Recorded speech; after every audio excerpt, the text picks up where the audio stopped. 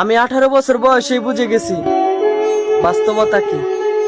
আর আমার বাবা 50 বছর বয়সেও কয়, চিন্তা করিস না বাবা, আমি তো আছি।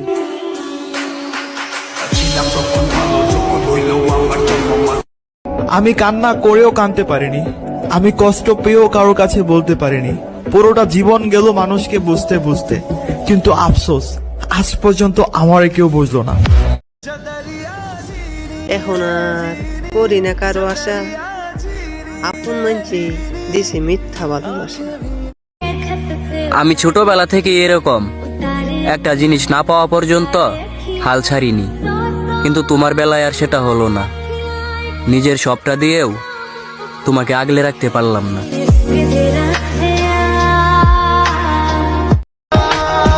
সবাইরই খুশি রাখার চেষ্টা করছি, কিন্তু পারি নাই।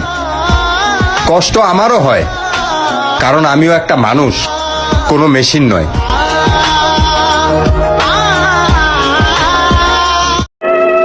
যাকে ভালোবেসে ব্যর্থ হলাম আমি, সে ছিল হয়তো কোনো যোগ্য রাজার রানী।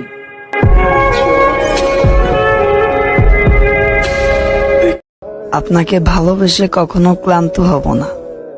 আপনি বারবার দূরে সরিয়ে দিলেও আপনাকেই ভালোবেসে যাব, কোনোদিন পিছু ছাড়ব না।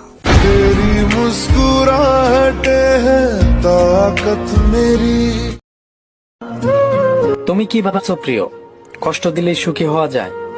একটা কথা মনে রেখো, এই চোখের পানির প্রত্যেকটা ফোঁটার হিসাব ইহকালে না দিলেও পরকালে ঠিকই দিতে হবে। তুমি আমাকে কোনোদিন বুঝতেই পারোনি।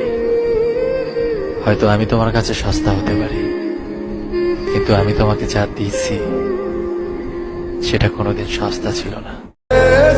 কান্না করে কি হবে ভাই? যে তোমার ভালোবাসায় বুঝলো না, সে তোমার কষ্ট কি করে বুঝবে ভাই?